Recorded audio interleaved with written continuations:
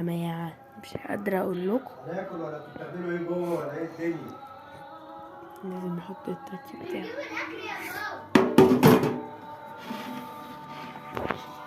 انا خايف انكم تكونوا زريبان عشان تصوروا مش عشان تعملوا حاجه تانيه. عيب عليك.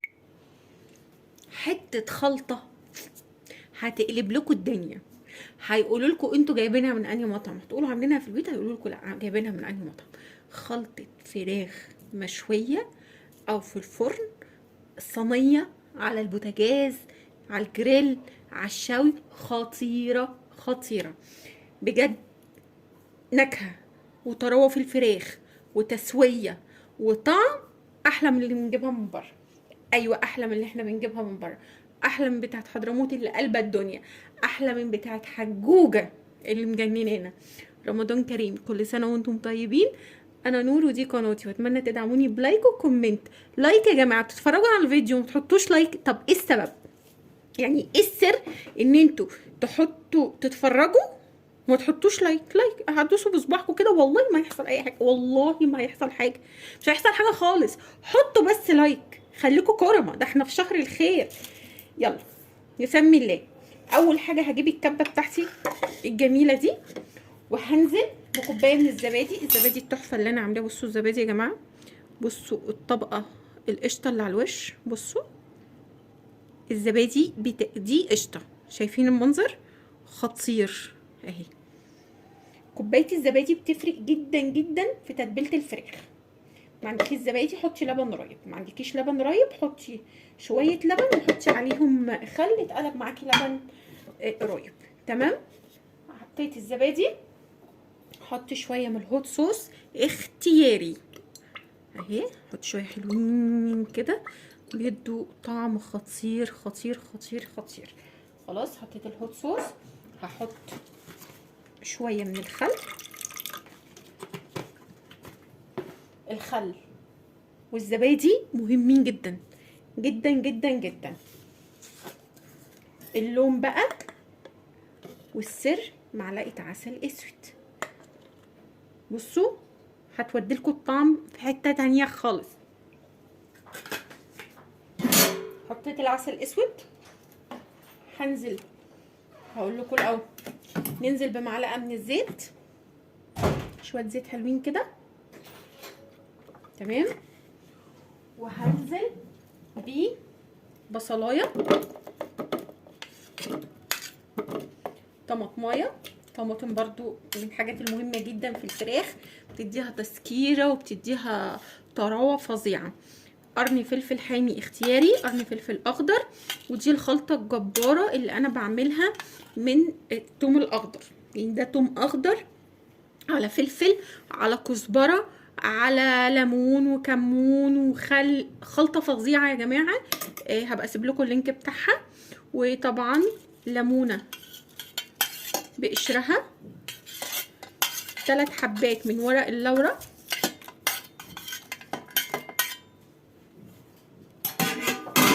خش على المهم بقى، نخش على التقيل. اهم حاجه بهارات فراخ، معلقه سكر، نص معلقه جنزبيل، معلقه كبيره فلفل، معلقه صغيره فلفل اسود بس هي مستخبيه تحت الملح، معلقه ونص صغيرين ملح، اورجانو، زعتر، سماق بيودي الفراخ لحته تانية خالص. جربي حطي السماق مع الفراخ المشويه بيخليها خطيره. 4 فصوص حبهان، بهارات فراخ، سكر، جنزبيل، فلفل اسود، ملح، اورجانو، سماق، 4 فصوص حبهان. وهنزل بكل الكلام ده كده كده كده كده كده كده، واروح اضربهم ضربا مبرحا وارجع لكم تاني. بس عقبال ما ارجع لكم هتعملوا ايه؟ تحطوا لايك. يعني بصوا، ابني قال لي يا ماما انا هجيب لك دي، جابها لي في عيد الام، قال لي عشان يفكروا. لايك يا جماعه، لايك والله ما هتخسوا حاجه، حطوا لايك. اقسم بالله خطيره خطيره خطيره، ملهاش حل بجد. انا بصور الفيديو يا جماعه بعد الفطار والله، احسن الناس تفتكر ان انا بعمله قبل الفطار. طعمها تحفه تحفه تحفه. هتعدمتوها في كل التتبيلات بتاعتكم وهتدعولي هتدعولي. هنغسل الفرخه بتاعتنا كويس جدا جدا واعمل لها مساج بالتتبيله دي واروح سايباها لتاني يوم. يا سلام لو قبلها بليلتين، تبقى فظيعه. عايزينها سبايسي زياده بتزودوا نسبه الشطه. الهوت صوص بيديها طعم كده مسكر مع سبايسي شويه مع بقيه التوابل. يا جماعه ريحتها خطيره خطيره خطيره. استنوا بقى لما اعمل بيها الفراخ واوريها لكم. ثانية واحدة، ما تنسوش اللايك، وهتوحشوني جدا يا صحابي. يلا بينا نعمل الفرخه اللي احنا هنتبلها. دي فرخه كيلو ونص. كل ما الفراخ تبقى صغيره كل ما يبقى افضل معاكم. مسكتها من تحت الجلد كده، قعدت اعمل فيها ايه شقوق شقوق كتير. هجيب الليمونه اعصرها معايا واحاول برضو اعملها جوه كده تحت الجلد، بتفرق جدا على فكره. وبدعكها كده من جوه. الفرخه انا مسكت شاكوش ودغدغتها جامد اهي، قعدت انغرس فيها جامد جدا. بصوا في كل حته. هجيب بقى الخلطه الجباره اللي احنا عملناها مع بعض دي واعمل مساج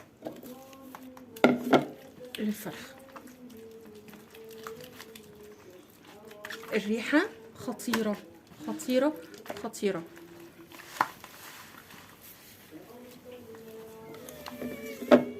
تحت الجلد كده كويس جدا، واحاول ادخل في الصدر بتاع الفرخه اكتر حته بتبقى ناشفه اهي.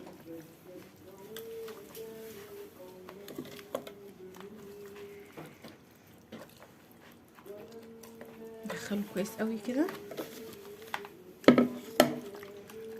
ريحه التتبيله يا جماعه خرافيه اهي. بس كده بسيبها بقى زي ما قلت لكم، ببيتها في التلاجة او من الصبح واعملوها على الفطار، او لو مش في رمضان بتعملوها الصبح بدري قوي بتعملوها على ميعاد الغدا. بس هي كل ما بتقعد في التتبيله بتبقى خطيره. انا هنا بحاول ادخلها جوه كل الفتحات. بصوا التتبيله ريحتها لوحدها عايزه اقول لكم فظيعه. بس كده اهي، واسيبها بقى قاعده ايه مستكنيشه. دايما لما تسيبوا فراخ عايزين تتبلوها سيبوها على وشها، يعني سيبوها على وشها بتشرب من التتبيله واي حاجه بتنزل في الطبق من تحت زي ما انتم شايفين كده. هغطيها واسيبها في التلاجة لغايه ميعاد الفطار. انا كده عاملاها قبلها بليله او قبلها بالصبح او زي ما قلت لكم. حطوا لايك وصلوا على الرسول عليه افضل الصلاه والسلام، ويومكم جميل. بصوا بقى جينا للكلام المهم. التركايه اللي انا هعملها دلوقتي دي مهمه جدا وهتفرق معاكم جدا جدا في الفراخ، صدقوني هتفرق بطريقه فظيعه. دي صينيه انا عاملاها للشوي، انا كنت حاطاها في الفرن سخنت جدا. هحط فيها نقطه كده من الزيت عشان الفراخ ما تلزقش.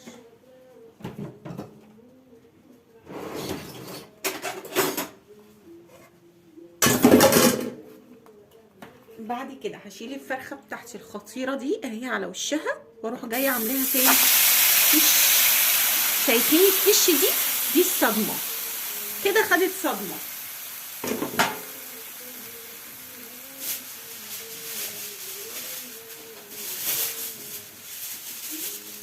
تروح مغطياها بورق فويل ومدخلاها الفرن او على البوتاجاز. لو عندك جريل هتعملي نفس الطريقه. بتقعد قد ايه؟ هتاخد لها حوالي ساعه ساعه وربع كده، هتطلع معاكي دايبه دوب فظيع فظيع حسب حجم الفرخه. ليه بقى الحركه الصدمه اللي انا عملتها دي؟ عشان الجلد ما يلزقش كده. الجلد عمره ما هيلزق معاكي. يعني بصي